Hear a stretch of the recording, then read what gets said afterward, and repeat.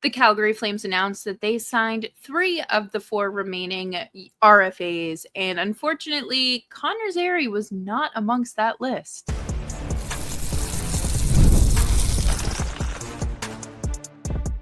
You're Locked On Flames, your daily podcast on the Calgary Flames. Part of the Locked On Podcast Network, your team every day. Hello, everybody, and welcome to today's episode of Locked On Flames. As always, I am your host, Jessica Belmosto, and thank you so much for joining me. Today's episode is brought to you by Game Time. Download the Game Time app, create an account, and use code LOCKEDONNHL for $20 off of your first purchase. Today, we're going to be talking about Kuznetsov, Rory Kerins, and Jeremie Poirier all signing extensions with the Flames for another shot to make it in the NHL or hang out with the Wranglers. And we'll be discussing Connor Zary and what the potential holdup could be there, as well as some standout games and problems with the Flames 2025-2026 schedule. Make sure you're subscribed to Locked On Flames wherever you get your podcasts, as well as YouTube. We are here for you Monday through Friday, 5 days a week, your team every day, except during the off season, because now we have transitioned to 3 days a week. So let's enjoy our summer, shall we? I bet Rory Kerins, Kuznetsov, and Jeremie Poirier are all enjoying their summer now that they have officially inked new contracts. The 3 of them were restricted free agents. So basically, it was up to the team. And I mean, they could technically request a trade, but didn't happen. And, the Flames like these players. They see a future with them. In all 3 of these deals, I would say, are pretty much prove-it deals. We saw something very similar last year with Jacob Pelletier and Cole Schwinn, both of who are not with the team any longer, but that kind of speaks to the testament of these deals. But let's kick it off with Rory Kerins. Rory Kerins was drafted in the 6th round of the 2020 NHL draft. All of these players were actually drafted in the 2020 draft. But he is a 23-year-old center that led the Wranglers in scoring last season with 33 goals and 28 assists.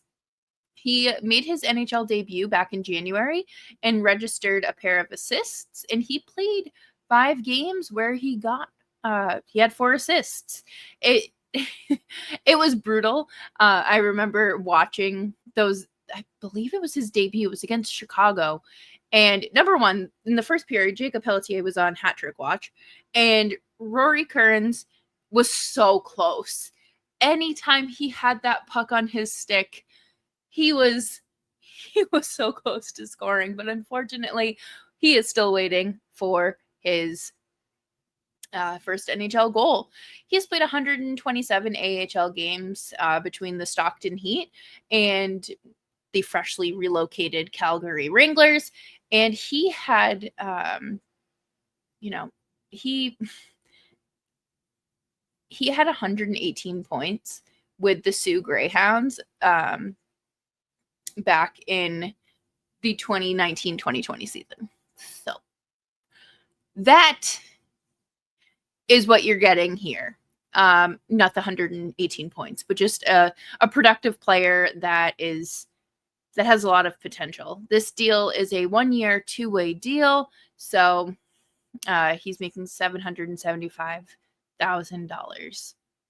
He's a center, shoots left. Okay, great. Another left shot. It's not a dig at him. It is the fact that this roster is littered with left shots. Kuznetsov, who is a native of Murmansk, Russia, played 72 games for the Calgary Wranglers last season, posting a career best 21 points. He finally made his NHL debut back in the 2023-24 season against the Ottawa Senators. I remember when they called him up. I'm pretty sure him and Solo were called up at the same time. And Solo just never made his debut in that time period. He obviously has now, but it just felt like he was there along for the ride. But Kuznetsov signed a 2-year, two-way deal, $812,500. So one thing I noticed about this deal, and that I really like about this deal, is that the second year, so year one is two-way. Year two is one way. So obviously that just means that he will require waivers to go down to the AHL, should that be the route the Flames take. However, to me, this means that they're thinking slightly longer term. We know right now there's a log jam at just about every position except goaltender with this team, and a big concern and question has been, what is going to happen? How are you going to start integrating these younger players? Well, I think that with it being a one-way deal next year, we're going to start seeing a little bit of movement and changes made. So ultimately, things are going to happen. And last but not least, Jeremie Poirier. He hails from Quebec, and he was selected in the 3rd round.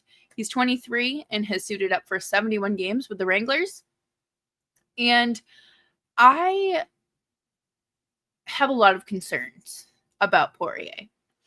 It's nothing that he does in his game that makes me concerned. It's the fact that he suffered such a significant and terrifying injury to his arm, where like it was a skate laceration, and they didn't know if he was ever going to play hockey again because of, number one, how much blood in the ligaments. During when he came back that season, the coaches and players kind of talked about, like, we don't talk about what happened that day because we were all so I don't say traumatized, but they were in shock of how much blood there was. So I'm glad that he's playing hockey again. And I don't think, and obviously, like, you missing time in general obviously impacts your development. And having to go through surgeries to repair parts of your arm and muscles, obviously that's going to impact your development too, to a certain extent. But he has worked so hard, and this kid just has to finally be able to make his NHL debut. If it does not happen this year, I would not be shocked if we see him walk as a free agent next year. It wouldn't surprise me, because I don't know what he has to do in order to make his debut. Miramonov should not be in the lineup. Okay, let me rephrase this. Jeremie Poirier deserves a true shot at the NHL, even if it's just 2 games. More than Miramonov should be in the lineup.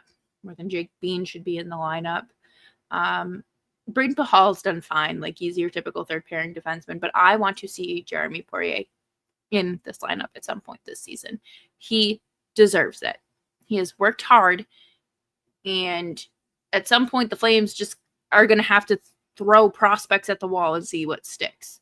So, coming up next, we're going to talk about the elephant in the room, which is Connor Zary being the only RFA unsigned as we trudge through the offseason and through the month of July.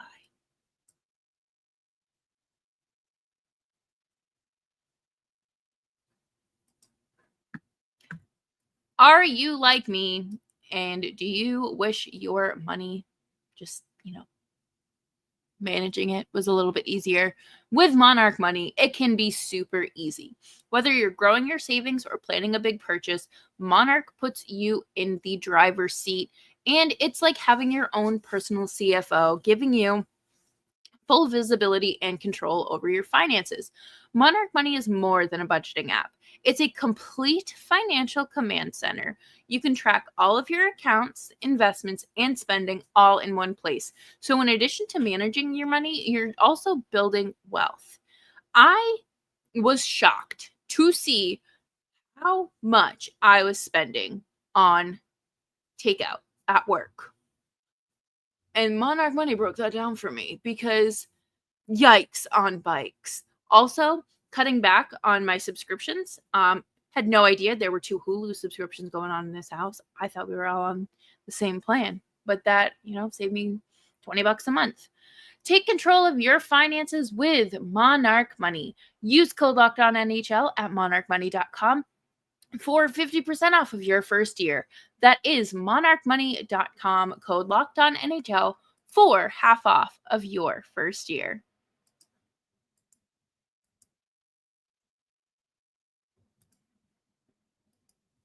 Thank you everyone for tuning into today's episode of Locked On Flames. Make sure you're following me on Twitter and wherever you get your podcasts. I am in disbelief. I did not think it would be July 17th. And Connor Zary. I just didn't think Connor Zary would be unsigned by this point in the offseason. He played 54 games and had 27 points. He had 13 goals, 14 assists. I really, really, really, really, really wonder if he doesn't, what does this situation look like? If he does not have those two significant knee injuries. One, I understand, there's a little concern, but 2, and it's not his fault. This is not me blaming him by any means necessary. Absolutely not. Especially that second one, considering Mikko Rantanen just turned into a snowball. And no pun intended, but he was like an avalanche and crashed into him. But he was a Dallas Star, so he was a shooting star, I guess. Anyways, it is very unfortunate that both of those injuries happened. And I do wonder because, we've seen talks of offer sheets this summer. And I think that's why the Flames made it a point to lock up Coronado as early as they did. But could someone have offer sheeted Connor Zary had those injuries not happened? Or if he played more than 60 games this season? I'm not saying that they would have one way or another, but I'm curious because he does have good upside. I don't think that anyone would necessarily go that route. I think they could potentially, put a trade offer on the table before they do that. But he's a good, young, promising player that I think has really a top 6 role in this organization, and even, a top 9 role in any team, on any team, really, especially a deep team. So what is the holdup? We haven't really heard any discussions indicating that they're engaged in discussions or they're close. Will we hear any rumblings? I don't know. We know that Conroy likes to keep things close to the chest. And Connor Zary's agent isn't online like an Alan Walsh or Dan Milstein, things like that. So I don't think we'll be getting any subliminal hints through Twitter or Instagram. But what could the holdup be? Is it term? Is it money? I feel like if it was that simple and that straightforward, we'd be done. This deal would be done. Because you have to compromise and negotiate. when it comes to contracts. So I wonder if they're light years apart. That is the only thing that makes me think that's why this hasn't gotten done. Could it be money? Like, I don't know. I'm throwing numbers out there. Again, I don't know anything.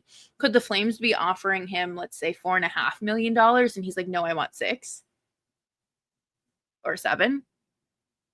I don't think it's that high. I really don't. But okay, let's say, okay, the Flames are offering him 3. Well, I want 5.5. Like, does that, the Flames have $15 million in cap space right now. And I think that Connor Zary is definitely not, it's hard to say because that Sharon Govich extension kicks in this year, and that's a lot of money. It's $5 million for the next 5 years after he had one good season in Calgary and had a horrific regression last season. And I wonder, do the Flames not want to throw term and money at him because they don't know what this season holds? Does he not? And I wouldn't blame him if he didn't want like a 1 or 2 year deal, but I do think the Flames have to get a bridge deal done. So if he wants 3 years, if he wants 4 and you're at 2, just meet in the middle. Honestly, just meet in the middle. The sky is green. I don't think that that's a good thing. But anyways, Connor Zary. It makes me question, like, what we know that Matt Coronato is locked up long term. Does Connor Zary want a very similar contract? Potentially.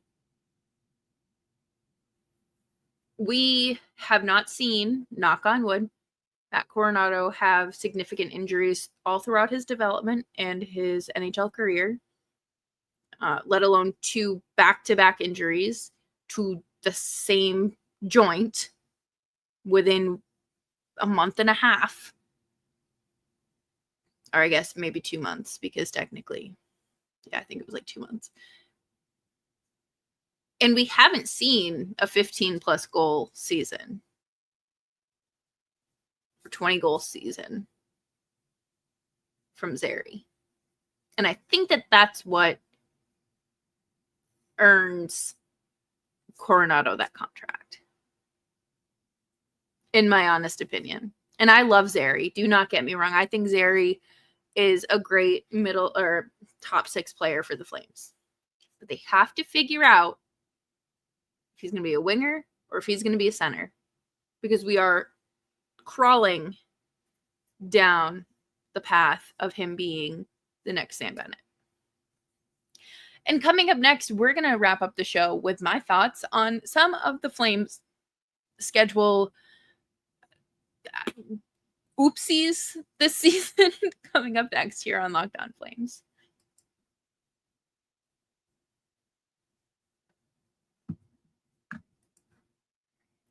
Are you ready, Flames fans, for another fun NHL season as well as a summer filled with concerts?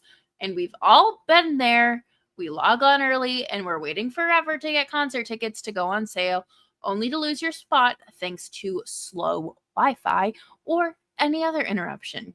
Live music should be about making memories and not dealing with the stress of ticket shopping. That's where Game Time comes in. Game Time makes getting concert tickets faster and easier than ever, and prices are actually likely to drop as it gets closer to showtime. And you can save up to 60% off with killer last-minute deals. I used Game Time to go to about 90% of the Flames games I went to last season, and it was the best. I don't even want to call it an investment because it was not overly expensive. It was great, and I got to view my seats with a panoramic seat view finder thing. And it was so easy to use, and it made me feel more secure when purchasing those tickets, especially considering I had never been to the Bell Center before, and I'd only been to the Saddle Dome once, so I knew exactly what I was getting. Take the guesswork out of buying concert and show tickets with Game Time. Download the Game Time app, create an account, and use code LOCKEDONNHL for $20 off of your first purchase. Terms apply. Again, create an account and redeem code LOCKEDONNHL for $20 off of your first purchase. Download the Game Time app today. Last minute tickets, lowest price guaranteed.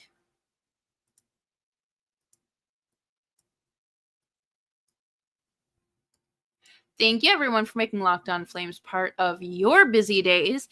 I greatly appreciate you. And, you can find the show wherever you get your podcasts, as well as YouTube. I'd love for you to join in on the discussion, whether it's with a 5-star review or in the comments. Well, I have plenty to say about this upcoming schedule that the Flames have been gifted. Gifted? I don't know about that. But on Wednesday, the NHL schedule was released, and there was a lot of underwhelming responses across the board. It's not just to the Flames schedule or to, the what is it called? The Frozen Frenzy, where all 32 teams play. That's not a problem. My problem is that the Flames have 4 back-to-backs, which really isn't that much considering a few years ago they had like 12. But they're all on the road. To me, that I don't like that. And I know you can't be picky. It happens. But there is something kind of nice about, obviously it doesn't have to be every back-to-back, but having, a home game on either the front or the back half of that. But no, they're all on the road, which I thought was bananas. But another, I guess, a positive is that the season starts with a Battle of Alberta. Granted, is it much of a battle? I don't know. But at least they won't need to watch a banner raising ceremony. And that is something that I love to see. They start off the season on a back-to-back in Edmonton, and then they jet off to Vancouver. But the thing that really, really, really got me was their home opener being at 2 p.m. on a Saturday. 2 p.m. 2 p.m. on a Saturday. 8 o'clock was too late? Like, what? I don't understand. And it's against the Blues, who ultimately, those 2 losses to the Blues, back-to-back losses to the Blues, ultimately cost them their playoff spot last season. However, 2 p.m. on a Saturday feels egregious. I'm not asking for a hockey night in Canada, prime time slot. But 2 p.m. Last season, I went to the home opener last year, and it was one of the most fun experiences because of all of the fan service and fan engagement they did prior to the game. I don't think that you're going to be able to do the same. You're not going to be able to hold no pun intended, but hold a flame to that when the game's at 2 o'clock in the afternoon. Because, so your players have to be there at noon, at least, and then there's not going to be a morning skate. I really don't think that, that they're going to do a red carpet at 1 o'clock in the afternoon. But, I mean, again, I could be wrong and just I could just be being very opinionated and judgmental, but I think a 2 p.m. home opener is ridiculous. I think that's asinine. The longest road trip also comes at the end of the season. They play 6 games in 12 days. They are all Western Conference teams. And prior to that, they have a nice long homestand, 6-game homestand, all against 5 of those 6 games are against Pacific Division or Western Conference or Pacific Division teams. So I think that those 12 games combined are going to be very important. I mean, every game's important, obviously, but I think that similar to last season when we saw, okay, these 5 games, this is where the Flames season goes great or it goes south. I think that that's the similar situation we'll be in here. Those 12 games feel like a very crucial part of the season. It's in March and April. You're right at the end of the season. You're about to cross that finish line. And I don't know. And I think the first 9 games of the season are against very good teams. Edmonton, Winnipeg, Vancouver, St. Louis was a playoff team, Colorado, Vegas. Like, you are dealing with a lot of competition right off of the bat. And I don't know if the Flames can come out and match that 5-0 start like they did last year. But I do know that we will be here to cover your Calgary Flames season here on Locked On Flames. Thank you all so much for joining me and tuning in. I hope you have a fantastic evening and you're enjoying your summer. I'll be back tomorrow with whatever news and notes come out between now and then. Make sure you subscribe to Locked On Flames wherever you get your podcasts, as well as YouTube. And you can find me on Twitter and Blue Sky at Jess Belmosto. And since it's the off season, if you're feeling ever so generous and would like to leave me a 5-star review on Apple or Spotify, I'd greatly appreciate you. And I'll see you all tomorrow.